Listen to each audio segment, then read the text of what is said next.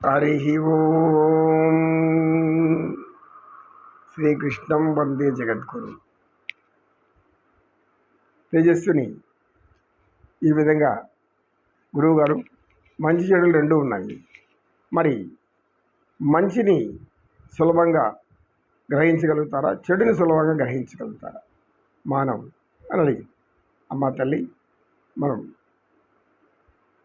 మన అనుభవపూర్వకంగా మనం తెలుసుకోవాల్సింది ఏమిటంటే, మన అనుభవం మనకు తెలిసి ప్రత్యక్ష ప్రమాణం అంటాం.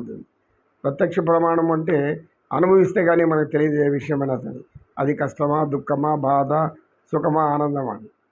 కొంతమంది మనం ఆప్తవాక్యం చెప్పుకున్నాం ప్రమాణాన్ని, అనుమాన ఆగమ ప్రమాణి, ప్రత్యక్ష అనుమాన ఆగమ ప్రమాణి అంటే 3 రకాలు ఈ ప్రమాణాలు తీసుకొని మనం జీవిస్తూ ఉంటాం.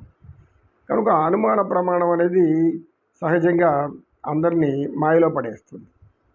ఎందుకంటే చెడు అనేది సులభంగా ఆకర్షించబడుతుంది. మ్యాగ్నెటిక్ పవర్ లాగా దానికి ఒక అయస్కాంత శక్తి ఉంటుంది. అది ఎవరైనా రహస్యంగా మాట్లాడుకుంటే లోపలికి వెళ్ళి మాట్లాడుతూ ఉంటారు. అలా మాట్లాడుతున్నప్పుడు వెంటనే పక్కన ఎవరో వచ్చేసి ఏమో రహస్యంగా ఉందని చెవు పెట్టి వింటూ ఉంటారు. అదే గోడకు చెవులు ఉంటాయి అంటారు. గోడకు చెవులు ఎందుకు ఉంటాయి?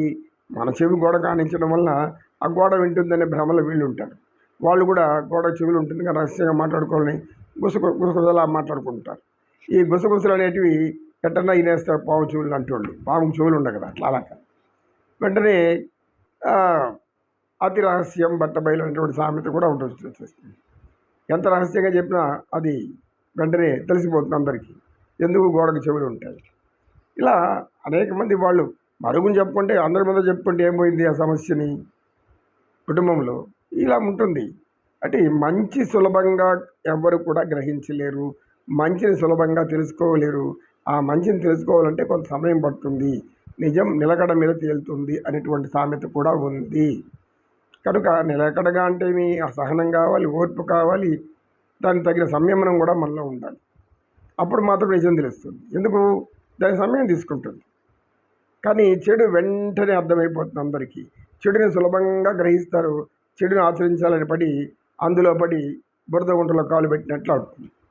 బురద తొక్కనేలా కాలు కడగనేలా అని సామెత.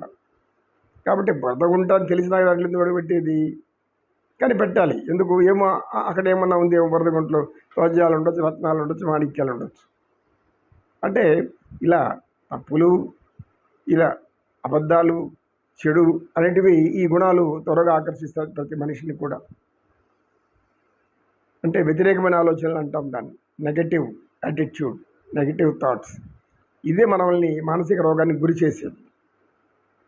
అది మంచి మాటగా మనం స్వీకరించగలిగితే అది మనకు ఆరోగ్యాన్ని ఇస్తుంది. వినతగు ఎవ్వరు చెప్పిన విరినంతనే వేగపడగా వివరింపంగన్ కనికల్ల నిజము తెలిసిన మనుషుడెపో నీతిపరుడు మహిళో సుమతి. సుమతి మధ్యన గొప్పగా రాస్తాడు. వినతగు ఎవ్వరు చెప్పిన విరినంతనే వేగపడక వివరింపతగున్. ఎవరికి చెప్పినా సరే మనం ఏం చేయాలి? వెంటనే దాని మీద వెంటనే నిర్ణయానికి రాకూడదు, ఆవేశం తెచ్చుకోకూడదు, కోపం తెచ్చుకోకూడదు. ఏం చేయాలి?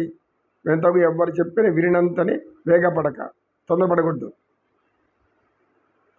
కానీ కల్లా నిజము తెలిసిన మనుషుడైపో నీతిపరుడు. బాగా తెలుసుకొని ఆలోచించి నిజమేదో అబద్ధమే తెలుసుకున్నప్పుడు వాడు మాత్రమే నీతిపరుడు. ఎవడు నీతి కలిగిన వాడు, ఎవడు న్యాయం తెలుసుకున్న వాడు, ఎవడు ధర్మాచరణ చేస్తున్నవాడు, ఎవరు మంచి గుణాలు ఉన్నవాడు, వీళ్ళందరూ కూడా ఆవేశం కలిగించే మాటలు వేరే వాళ్ళు వచ్చి రకరకాలు చెప్పేసి పోతుంటారు గుసగుసగా. మంచిని చెడుగా, చెడుని మంచిగా అంతా నమ్మేసామంటే మనకు ఆఖరికి మనకి మిగిలేది కష్టము, బాధ, దుఃఖం. అలా కాకుండా చెప్పే దాంట్లో నిజం ఎంత ఉంది, అబద్ధం ఎంత ఉంది, ఈ చెప్పిన మాట వీళ్ళు వాస్తవమా కాదా, ఇది వాస్తవం అవుతుందా లేదా అని అనేక విధాలుగా ఆలోచించాలి. అందుకే తల్లి, మంచి అనేది లాస్ట్ చివరిలో భగవంతుని యొక్క పాదాలను దర్శించినంత పుణ్యం, అది భగవంతుని పాదాలు సాత్కరించినంత ఆనందం. అదేవిధంగా మనం ఇంకొక పరిభాషలో, మానవ భాషలో భౌతికంగా చెప్పాలంటే తనకి ఇష్టమైన భార్యను కౌగలించుకున్నంత ఆనందం. ఏది?